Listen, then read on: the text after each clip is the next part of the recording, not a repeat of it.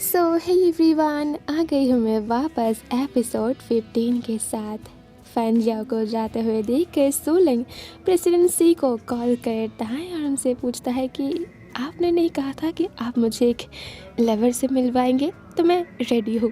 President सी जब उसे कहती है क्या सच में तुम अपनी पास्ट को छोड़ रहे हो, तो सोलंग कहता है कि हाँ, क्योंकि मुझे डर है कहीं मैं फिर से अपनी पास्ट को जीना चाहा तो।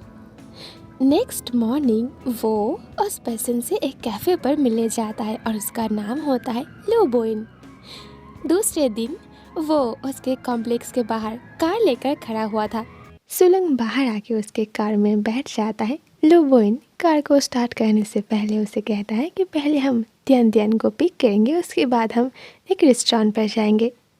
दूसरे सीन पे जब वो दोनों स्कूल के सामने पहुंच जाता है, वो दोनों कार से बाहर आता है, लेकिन तभी सुलंग का पैर फिसल जाता है और वो ऑलमोस्ट गिर नहीं पा रहा था, लेकिन लू बोइन उसे होल्ड कर लेता है और तभी रोड के दूसरे साइड पर एक एक्सीडेंट हो जाता है। बाइक पर जो पर्सन था वो बुरी तरीके से घायल हो जाता है। कुछ लोग जब उसकी ओर जाकर उससे पूछता है क्या वो ठीक है, वो पर्सन जल्दी अपने आप को संभाल लेता है और कहता है कि हाँ, उसे किसी की मदद नहीं चाहिए, वो ठीक है। फिर वो एक बार पीछे टर्न होता है। सुलंग उसकी ओर ही देख रहा था और ये देख कर लो बोइन उससे पूछता है क्या तुम उसे जानते हो, क्या वो वही है? सुलंग कुछ नहीं कहता है।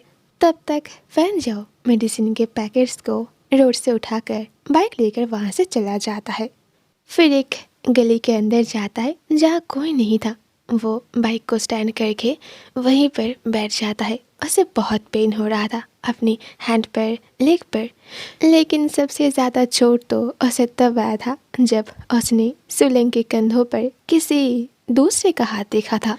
इसके बाद कुछ दिन बीत जाता है। सुलंग एवरी नाइट को विंडो के बाहर देखने लगता है, लेकिन उसे फैंजाओ कहीं पर भी नज़र नहीं आता है। उसने ईंट से जो रोड बनाया था वो भी धीरे धीरे खराब होने लगता है, लेकिन उसे भी ठीक करने के लिए वो दोबारा वापस नहीं आया था। और ऐसे ही फैंजाओ का नामो निशान धीरे धीरे सुलंग की ज़िंदगी से मिटने लगता है।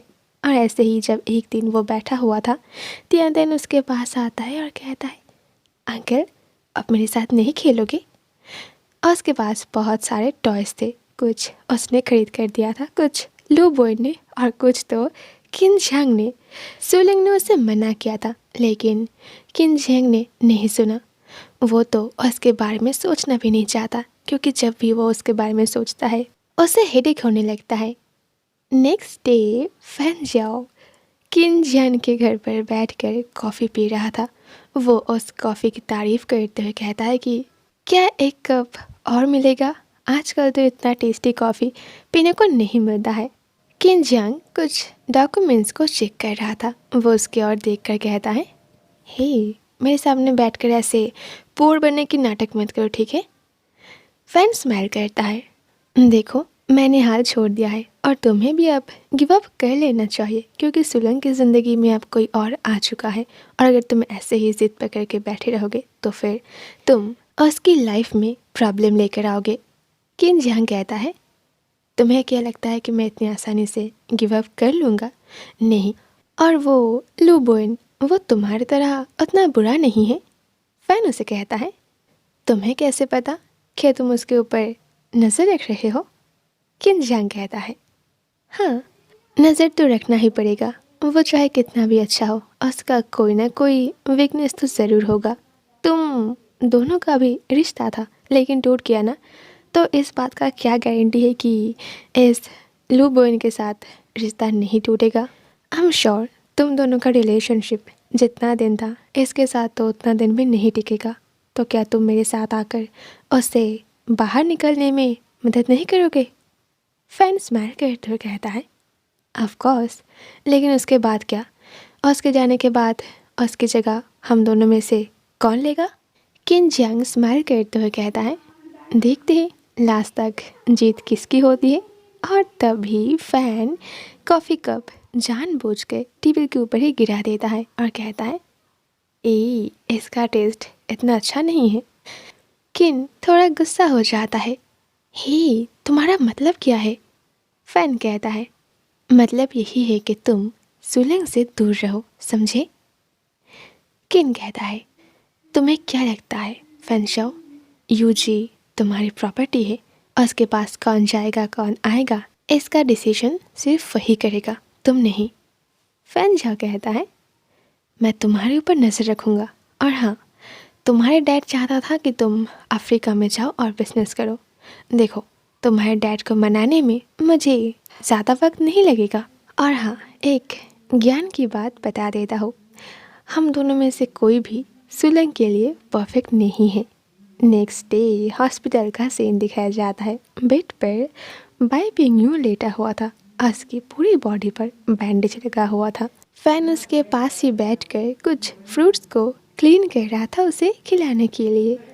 बाई पिंग तो उसे कहता है, हे, तुमने मुझे हर्ट किया और अब यहाँ बैठकर ड्रामा क्यों देख रहे हो? देखो, मैं जानता हूँ कि तुम दोनों के बीच सब कुछ ठीक है। तुम दोनों एक दूसरे को बहुत प्यार करते हो और मैंने भी मान लिया, अब से जब भी ये लव बर्ड्स मेरे सामने आएगा मैं तुम दोनों के रास्ते पर नहीं आऊँगा। मैंने मान लिया कि मैं हार गया हूँ। तुमने मुझसे रिवेंज ले लिया ना, अब तुम क्या चाहते हो? फैनशाओ खड़ा होता है और नींबू की रस उसके फेस के ऊपर गिरा देता है। बाई पिंग को पेन होने लगता है, इसीलिए वो फैनशाओ को उसे छोड़ देने के लिए कहता है। और तभी वहाँ पर एक नर्स आ जाती है और कहती है कि यहाँ क्या हो रहा है। तो फैन स्माइल करते हुए कहता है कि कुछ नहीं, वो बस पेशेंट को फ्रूट खाने के लिए बोल रहा है। लेकिन वो तो गुस्सा हो गया। वो नर्स ज़्यादा कुछ नहीं कहती है क्योंकि उसे बाई पिंग यू की कैरेक्टर के बारे में अच्छे से पता है, इसलिए वो बस उन दोनों को शांत होने के लिए कहती है, फिर वहाँ से चली जाती है। दूसरे सीन पर फैन हॉस्पिटल से बाहर आके एक गली के अंदर चला जाता है। वहाँ एक कार खड़ा हुआ था तो वो सीधा डोर ओपन करके अंदर बैठ जाता है। ड्राइवर की सीट पर सी लिहुआ बैठा हुआ था। वो फ़ोन पर किसी से बात कर रहा था। फ़ोन पर बाई पिंग यू था। वो सी लिहुआ को समझाता है कि फ़ैन फैमिली अब टूट गया है और इसी वजह से फ़ैन अब किसी से नहीं डरता और वो छोटी छोटी बात पर भी रिवेंज लेता है, तो उसे दूर रहना चाहिए। सी लिहुआ उसे कहता है, मैंने सुना कि तुमने यूसुलंग को हर्ट किया, इसीलिए फ़ैन ने तुम्हें हर्ट किया। तो फिर इधर फैन तो वहीं पर बैठ के स्माइल करते हुए पॉकेट से क्रीम निकाल कर अपनी हैंड पर रब करने लगता है। सी लिहुआ बात ख़त्म करके उसे कहता है, तो अब बताओ तुम क्या करने वाले हो? फैन उसे कहता है कि मेरा बाइक जहाँ है मुझे वहीं पर ड्रॉप कर दो। सी लिहुआ कहता है, ओह कम ऑन, तुम और तुम्हारी वो खटारा बाइक, तुम पागल हो क्या? थाईलैंड में तुम्हारा एक कंपनी है, तुम वापस जाओ और अपनी लाइफ को अच्छे से स्पेंड करो और कोई तुम्हें कुछ भी कहने की हिम्मत नहीं करेगा। तो फिर क्यों यहाँ तुम अपनी लाइफ को स्पॉइल कर रहे हो? और तुमने तो सुलंग को छोड़ दिया ना? फैन कहता है, तुम बस कार ड्राइव करो। नेक्स्ट डे लू बोइन का बर्थडे होता है और वो जिस बार में सेलिब्रेट कर रहा था वहाँ पर सी लिहुआ भी इनवाइट था। उस बार में और भी बहुत सारे रिच मैन बैठा हुआ था। तो लू सी लिहुआ से कहता है क्यों ना वो उनसे मुलाकात कर ले, तो बाद में उसी को फ़ायदा होगा। लेकिन सी लिहुआ तो इन सब में पढ़ना ही नहीं चाहता। लू कहता है, तो फिर नीचे चलो, मैं तुम्हारे साथ किसी को मिलवाता हूँ, वो यहाँ आ गया है। फिर वो दोनों लिफ्ट से नीचे आता है और पार्किंग लॉट की ओर जाने लगता है। कार के डोर ओपन करके वो पर्सन जो बाहर आता है उसे देख के सी लिहुआ तो बहुत सरप्राइज हो जाता है क्योंकि वो यू सुलंग था। डायरेक्टर यू, तुम? बोइन उन दोनों की ओर देखकर कहता है, क्या तुम दोनों एक दूसरे को जानते हो? एनीवेज, ये मेरा लवर है। सी लिहुआ कहता है, ये तुम्हारा बॉयफ्रेंड है? तो फिर पार्टी पर तुम उन बॉयज़ को क्यों घूर रहे थे? नेक्स्ट डे सुलंग फ़ैन के लिए एक जगह पर वेट कर रहा था। कुछ टाइम बाद जब फ़ैन वहाँ पर बाइक लेकर पहुँच जाता है, सुलंग बहुत प्यार से कहता है कि बहुत दिन हो गए आपसे मुलाकात नहीं हुआ। फ़ैन तो सरप्राइज हो जाता है कि सुलंग उससे इतनी अच्छे से बात क्यों कर रहा है। तो वो बस नॉट करते हुए कहता है, पर मैं सी लिहुआ की तरफ से तुमसे माफ़ी मांगना चाहता हूँ। उसने कल तुमसे जो कुछ भी कहा वो सच नहीं था। सुलंग कहता है, हाँ मैं जानता हूँ, मैं जानता हूँ कि आप इतना गिरा हुआ काम नहीं कर सकते।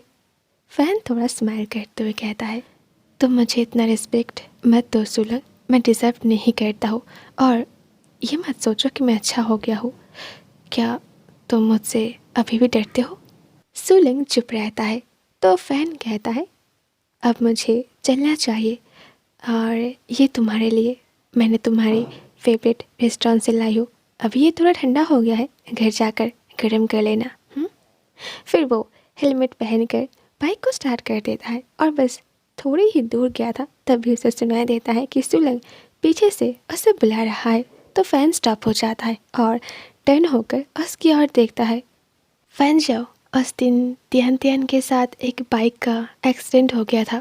इन दिनों बहुत बारिश हो रहा है तो आप बाइक ड्राइव करना बंद कर दो और हाँ, अपना ध्यान रखना। फिर वो उस बैग को लेकर काम पर चला जाता है। और राइट, लौटूंगी बहुत जल्द पार्ट 2 को लेकर। सी यू सून, टाटा।